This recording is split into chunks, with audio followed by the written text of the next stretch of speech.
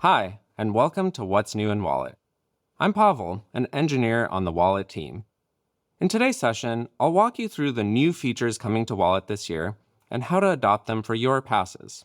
First, I'll demonstrate how to add upcoming event information to your tickets, giving ticket holders easy access to all the events covered by their ticket. Then, I'll show you how to upgrade your boarding passes with a brand new design that provides passengers with all the flight information they need throughout their journey. And to finish up, I'll demonstrate how to use a new PK Pass Library API that lets your iOS app automatically add passes to Wallet after a one-time authorization prompt.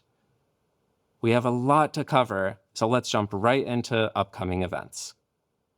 Last year, Wallet introduced poster event tickets that use semantic tags to power a brand new design that provides useful context about an event, with a link to maps for directions to the venue and an event guide that shows rich details about the event and additional services in your app. This year, poster event tickets will support upcoming events, allowing for easy access to multiple events using just one ticket. Tapping an upcoming event opens a details screen that mirrors the structure of a poster event ticket. This screen can be configured with new artwork for the event, venue information, a full event guide, and other information specific to this event.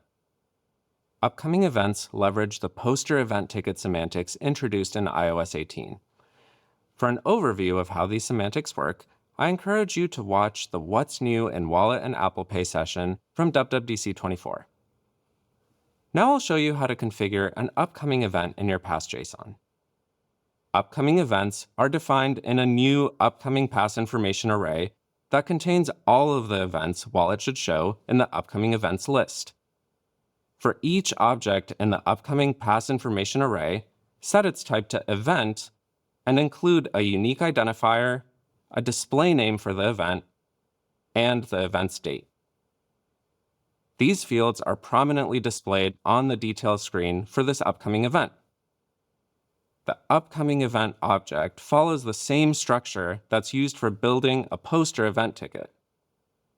Include a semantics object for information about the event, and additional info fields or backfields for custom properties that aren't covered by semantics. A new URLs object groups all of the actions related to this event, and an images object configures the images associated with the event. Let me show you how these objects configure the UI for an upcoming event. Starting at the top of the upcoming event screen, Wallet displays a header image that represents the event. By default, the pass's background image is displayed here. But you can add a custom header image to the upcoming event by specifying the URL where the image can be found. Keep in mind that upcoming events appear on iOS and watchOS devices, so it's a good idea to provide separate images for different display scales so that Wallet can select the best fit for the device it's being viewed on. Below the header, a tile displays the venue name and allows the ticket holder to view this venue in Maps. This leverages the same semantic structure used for passes. In my upcoming events semantics object, I've added the venue information using the venue name, venue place ID, and venue location semantics. This semantics object is where I should add all semantics that describe this event, such as performers or seating information, enabling Wallet to surface those details in the relevant spots. For example, since I added seats for this upcoming event, Wallet lists them right on the details screen. Some semantics, like venue name and seats, are displayed prominently on this screen. Most others populate the upcoming event guide, which works the same way as the pass event guide introduced in iOS 18. The upcoming event guide is specifically for this upcoming event and gets populated by the contents of the upcoming event object. Event guides can be configured to show buttons for quick access to common actions, weather tile that uses my event's location semantics, a venue map, and other relevant semantics. To set the URLs displayed here, I populate the URLs object in the upcoming event with the actions I want to show for that event. In this case, I've provided a different set of URLs from the ones I show in my pass event guide. Remember that the upcoming event has the same structure as the pass, but doesn't reuse the properties I defined for the pass. If I want my upcoming event guide and pass event guide to show the same URLs, I have to include the same values in my upcoming event object. The venue map for upcoming events can be configured by specifying the URLs to fetch the image from, just like I demonstrated for the header image earlier. By default, Wallet will not reuse the venue map from the pass event guide. However, I can reuse the same venue map by setting the reuse existing property to true. Note that if I don't provide URLs or set reuse existing to true, Wallet will not display a venue map for my upcoming event. Upcoming events are a great way to keep ticket holders informed of every event they can attend using their ticket. As you explore adding upcoming events to your tickets, remember that they use the same structure as the event ticket. So a great place to start is by considering how each semantic and URL you provide on the pass should change for the upcoming event. Wallet's documentation is a great resource to discover all the ways you can customize your tickets and upcoming events. You don't have to define all upcoming events when you first create the pass. If you want to add upcoming events over time, send a pass update with the new upcoming events. The isActive property in your upcoming event lets Wallet know when the event is relevant, so it's important to update it at the start and end of events. If an event gets canceled or is no longer relevant to the ticket holder, consider removing it from your pass JSON. This ensures the upcoming event list only shows relevant and up-to-date information. Now, let's take a look at the upgraded boarding passes launching this year and how you can take advantage of all the new features. Wallet boarding passes have helped millions of passengers navigate through airport security and board their flights. This year, boarding passes are getting a major upgrade, with a new design that's more dynamic and configurable than ever before. Upgraded boarding passes integrate with Apple's flight service and stay up to date automatically, so you don't have to update passes for every gate change or delay. And there's a brand new live activity that provides easy access to key flight information and keeps passengers informed throughout their journey. Live activities can even be shared via messages, allowing friends and family to track the flight on their own devices. Flight tracking is built into all upgraded boarding passes. When a passenger adds an upgraded boarding pass, Wallet subscribes to updates about the flight status and notifies the passenger of any changes to their flight. These updates are propagated to both the boarding pass and live activity, so that passengers see up-to-date information about their flight on both surfaces. In addition to flight tracking, the new boarding passes also feature deeper system integrations, with Maps for directions to the airport and Find My for tracking luggage. And a new airline services and upgrade section gives passengers even more information about their trip. Tapping into this section shows all the actions a passenger can take throughout their journey, along with a summary of information related to those actions. Let's take a closer look at how these new features work and how you can configure them when you adopt upgraded boarding passes. Starting from the top of the boarding pass, the header displays the flight number and departure date. Upgraded boarding passes always show these fields here using semantics from your pass JSON to identify the flight. Wallet uses the airline code, flight number, and original departure date semantics to start tracking the flight using Apple's flight service as soon as the boarding pass is added. If this is a codeshare flight, it's most common to provide the marketing airline code and flight number. If you want passengers to see the operating flight number, you're welcome to include that instead. Both options will allow Wallet to find the correct flight in Apple's flight service. Wallet will automatically update the times displayed on the pass using the data from Apple's flight service. If you send a pass update as well, make sure to use the current departure date or current arrival date semantics. The original dates should not be updated unless the flight has officially been rescheduled. Coming back to the pass, the next section displays the city name, airport code, and gate times for departure and arrival. Your departure and arrival date semantics should specify the gate times because boarding time is displayed as a separate prominent field on the boarding pass and is based on the original boarding date and current boarding date semantics. When Wallet updates departure and arrival times, boarding time is also automatically updated to reflect the new departure time. When a pass is added or updated, Wallet compares your boarding time and departure time semantics to calculate a boarding duration. Then, when the departure time changes in Apple's flight service, the boarding time displayed on the pass will automatically update to maintain the boarding duration calculated from your semantics. So if a flight is delayed by 3 hours, for example, the boarding time will also be pushed back by 3 hours. When you update the pass with a new current boarding date, Wallet will recalculate the boarding duration and update the time on the boarding pass if needed. This is an example of how semantics give Wallet context about a flight but aren't directly tied to the UI.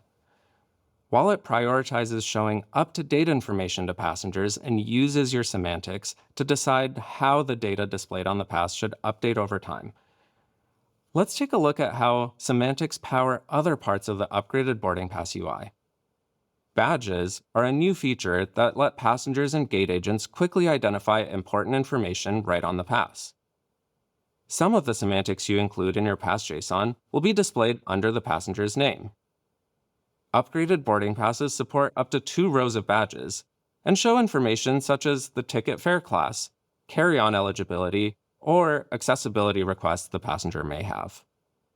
Wallet considers the semantics in your pass JSON and lays out the appropriate set of badges automatically.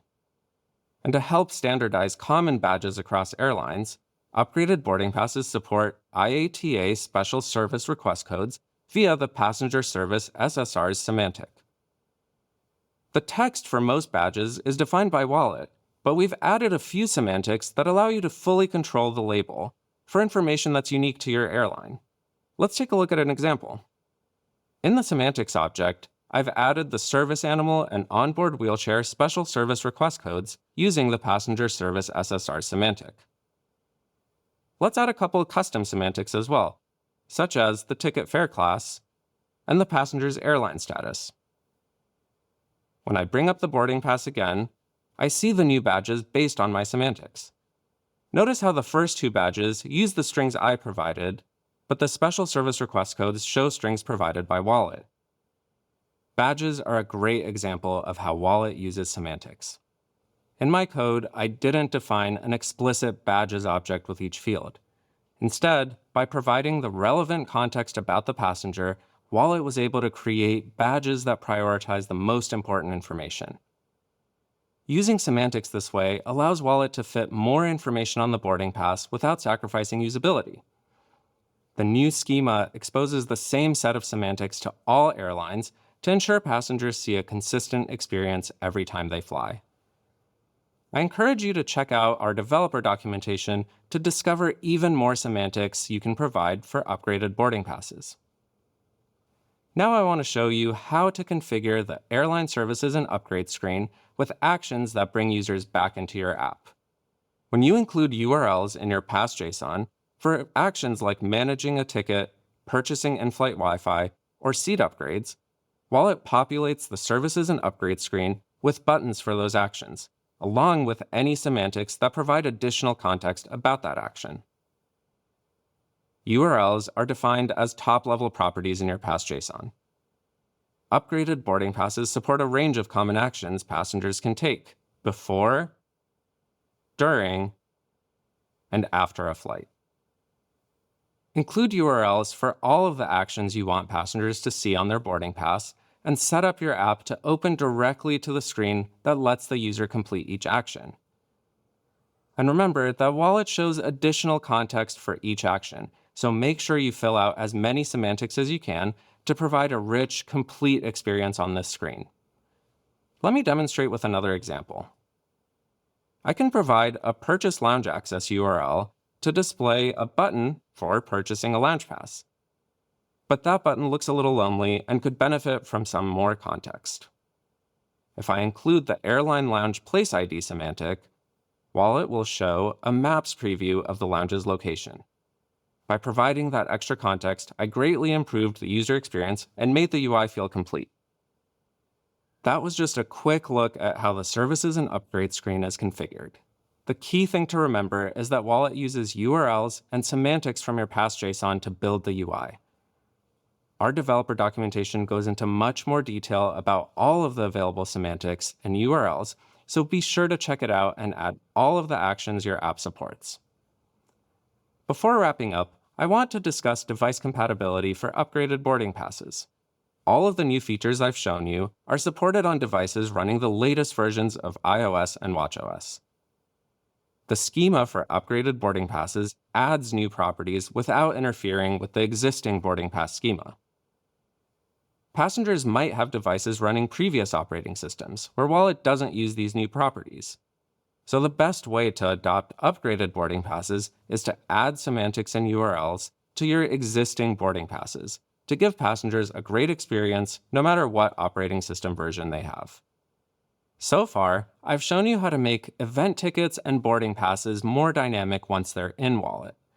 Now, I want to show you how to make adding these passes to Wallet feel seamless with a new PK Pass Library API. Adding a pass to Wallet has always required user interaction. To add a pass to Wallet, your app can present an Add Passes view controller that shows a preview of the pass and requires an extra tap to add the pass. Alternatively, you can call the Add Passes API on PK Pass Library, which displays an alert before adding the pass to Wallet.